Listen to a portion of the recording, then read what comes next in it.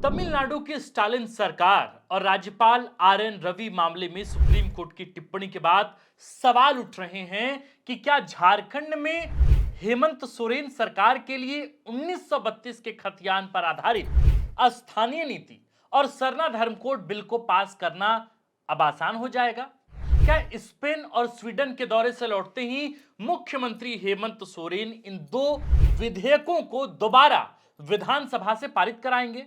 क्या राज्यपाल को इस बार इन दो विधेयकों को मंजूरी देनी ही होगी? क्या सुप्रीम कोर्ट ने राज्यपालों को ऐसा निर्देश दिया है कि वे विधेयकों को नहीं रोक सकते और उन्हें राज्य सरकार द्वारा पारित करके भेजे गए बिल को मंजूरी देनी ही होगी? क्या सुप्रीम कोर्ट के हालिया फैसले के बाद राज्यपाल संतोष गंगवार हेमंत सरकार द्वारा लाए गए 1932 के खतियान पर आधारित अस्थानीयता बिल और सरना धर्म कोड बिल को मंजूरी देनी ही होगी? क्या झारखंड में एक बार फिर से राजभवन और सीएम हाउस में टकराव की संभावना बन रही है? क्या है कानूनी पहलू और क्या कहती है संसदीय व्यवस्था? चलिए शुरू करते हैं। नमस्कार, हमारा नाम आकाश आनंद है और आप देख रहे हैं द फोर्थ पिलर लाइव। लेकिन वीडियो शुरू हो इससे पहले आप तमाम दर्शकों से एक निवेदन की वीडियो को आखिरी तक जरूर देखिए ताकि इस तकनीकी पक्ष को, इस तकनीकी मुद्दे को, इसकी पेचीदगी को बहुत अच्छे से समझ पाएं।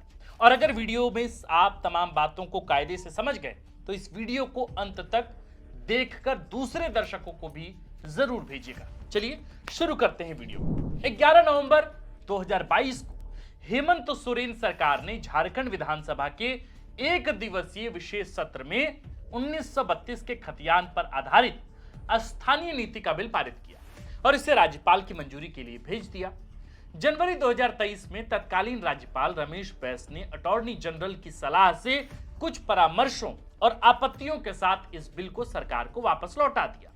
राजभवन की ओर से कहा गया कि इस बिल में राज्य की 3rd और 4th ग्रेड की नौकरियों में स्थानीय युवाओं को 100% आरक्षण मिलेगा, जो कि संविधान के अनुच्छेद 14, 15 और 16(2) का उल्लंघन है, जिसके मुताबिक देश के किसी भी नागरिक के साथ धर्म, जाति, क्षेत्र, संप्रदाय अथवा मूल वंश के आधार पर भेदभाव नहीं किया जा सकता। दिसंबर 2023 में मुख्यमंत्री हेमंत सोरेन की सरकार ने अस्थानीयता बिल को बिना किसी बदलाव के उसी रूप में दोबारा सदन से पारित किया।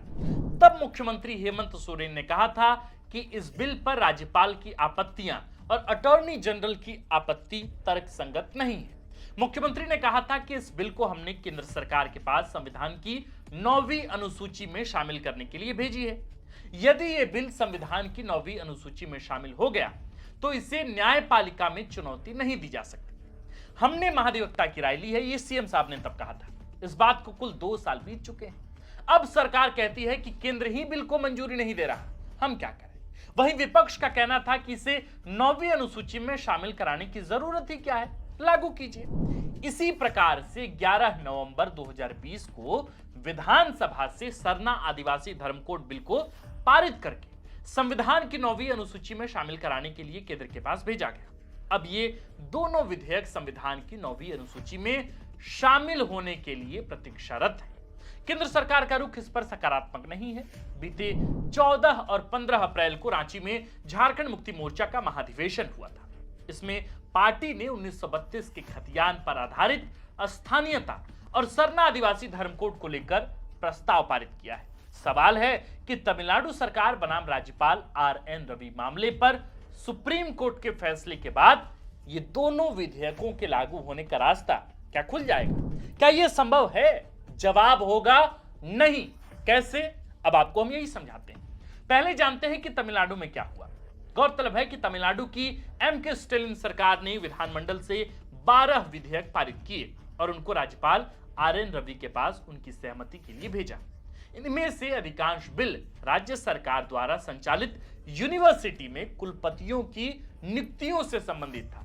आरोप है कि राज्यपाल ने कथित तौर पर इन विधेयकों को अनिश्चित काल के लिए रोक दिया। इस बात से परेशान होकर एम.के. स्टालिन सरकार नवंबर 2023 को राज्यपाल की कथित निष्क्रियता के खिलाफ सुप्रीम कोर्ट पहुंच गई। तब आनन फानन में राज्यपाल ने 2 विधेयकों को राष्ट्रपति के पास भेज दिया। बाकी 10 बिल पर सहमति नहीं दी। जवाब में 18 नवंबर 2023 को स्टालिन सरकार ने तमिलनाडु विधानसभा के विशेष सत्र में उन 10 विधेयकों को दोबारा पारित किया और राज्यपाल की सहमति के लिए फिर से भेज दिया। अब की राज्यपाल ने सभी 10 विधेयकों को राष्ट्रपति के पास विचार के लिए भेज दिया। राष्ट्रपति ने उनमें से एक विधेयक को स्वीकृति दी, 7 विधेयकों को खारिज कर दिया और बाकी 2 पर विचार भी नहीं किया। इसी मामले पर टिप्पणी करते हुए सुप्रीम कोर्ट के जस्टिस जेबी पार्दीवाला और आर महादेवन की पीठ ने कहा कि राज्यपाल ने ईमानदारी से अपना काम नहीं किया। राज्यपाल को अनिश्चित काल तक के लिए किसी विधेयक को पॉकेट वीटो करने का अधिकार नहीं है। कोर्ट ने कहा कि राज्यपाल को संसदीय लोकतंत्र की स्थापित परंपराओं के प्रति उचित सम्मान के साथ काम करना चाहिए। न्यायालय ने यह भी कहा कि हम राज्यपाल के पद को कमतर नहीं आंक रहे हैं, लेकिन ऐसे जानबूझकर विधेयकों को अनिश्चित काल के लिए रोकना सही नहीं है।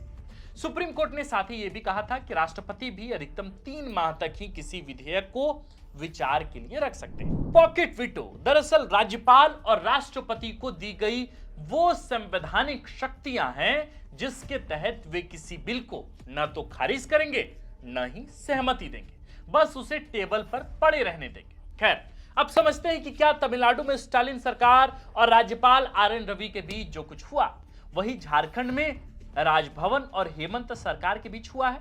जवाब होगा नहीं। झारखंड में राज्यपाल ने हेमंत सरकार द्वारा विधानसभा से पारित 1932 के खतियान आधारित स्थानीय नीति, ओबीसी आरक्षण और सरना आदिवासी धर्म कोड बिल पर पॉकेट वीटो का इस्तेमाल नहीं किया, बल्कि आपत्तियों, सुझाव और परामर्श के साथ इसे राज्य सरकार को वापस लौटा दिया। जैसा कि तमिलनाडु सरकार ने राज्यपाल आरएन रवि पर निष्क्रियता का आरोप लगाया था, झारखंड में वह लागू नहीं होता क्योंकि स्थानीय बिल, ओबीसी आरक्षण और सरना आदिवासी धर्म कोड बिल पर राज्यपाल निष्क्रिय नहीं रहे हैं, बल्कि तीनों विधेयकों को आपत्तियों और सुझावों के साथ राज्य सरकार को वापस लौटा दिया। यह और बात है कि सरकार ने उन आपत्तियों को तर्कसंगत नहीं माना और पुनः विधेयकों को उसी रूप में पारित किया। एक और बात देखिए, झारखंड की हेमंत सोरेन सरकार ने स्थानीय बिल और सरना धर्म कोड बिल को संविधान की 9वीं अनुसूची में शामिल कराने के लिए केंद्र के पास भेजा है। ये राज्यपाल के जरिए ही गया। जानकारों का कहना है कि नागरिकता और धर्म कोड केंद्र सूची का विषय है।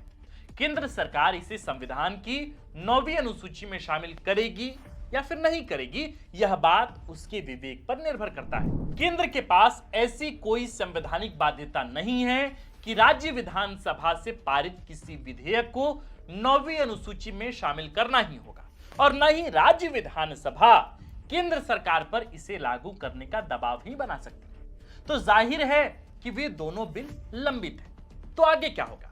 सियासी जानकारों को लगता है कि इस पर केवल और केवल राजनीति होगी, पॉलिटिक्स होगी। 1932 के खतियान पर आधारित स्थानीय नीति में तकनीकी अड़चने हैं। झारखंड में एक ही बार में पूरा सर्वे सेटलमेंट नहीं हुआ है। कई प्रमंडलों में 1932 के काफी बाद अंतिम सर्वे सेटलमेंट हुआ, तो कई जिलों में अभी सर्वेक्षण नहीं हुआ है। वहीं सरना धर्म कोड के अलग राजनीतिक कारण हैं। फिलहाल इन मुद्दों पर राजनीति से झामुमो और भाजपा दोनों की स्वार्थ सिद्धि होती तो मुद्दा गरमाया ही रहेगा, प्रस्ताव पारित होंगे। सवाल था कि तमिलनाडु सरकार बनाम राज्यपाल आरएन रवि मामले में सुप्रीम कोर्ट ने जो फैसला दिया, क्या वो झारखंड में भी लागू होता है? जवाब है नहीं। दोनों मामले बिल्कुल अलग हैं। तमिलनाडु में मसला अनिश्चित काल तक विधेयकों को लटकाए रखने से जुड़ा है, पॉकेट वीटो से जुड़ा है, तो वहीं झारखंड में राज्यपाल ने विधेयकों पर वीटो पावर इस्तेमाल नहीं किया, बल्कि आपत्तियां दर्ज कराकर सरकार को सुझाव दिए हैं। और भी तर्कों के जरिए हमने समझाने का प्रयास किया कि कैसे दोनों मामले एक दूसरे से बिल्कुल भिन्न है, अलग है, अलहदा है। इस मुद्दे पर आपकी क्या राय है दोस्तों? हमें कमेंट सेक्शन में जरूर बताइएगा। आपके पास यदि इस संबंध में और पुख्ता जानकारी हो तो आप हमें कमेंट पे लिखकर जरूर बता सकते हैं। बाकी आप देख रहे थे द फोर्थ पिलर, 1932 खतियान के आधार पर स्थानीय नीति और साथ में सरना धर्म कोड को लागू करने की मांग, वर्षों पुरानी मांग। इन दोनों ही मुद्दों पर आप क्या सोचते हैं, वो भी तब जब झारखंड मुक्ति मोर्चा ने अपने 13वें महाधिवेशन में इस दोनों ही मामले को लेकर बहुत कड़ा रुख अख्तियार किया है और इसे पारित किया है कि भाई हम इस मुद्दे को छोड़ेंगे नहीं, इसको लेकर लड़ाई जारी रहेगी। इस दोनों ही मुद्दे को लेकर आप क्या सोचते हैं? क्या 1932 इस राज्य में लागू हो सकता है? क्या इसे संविधान की 9वीं अनुसूची में केंद्र सरकार डालेगी?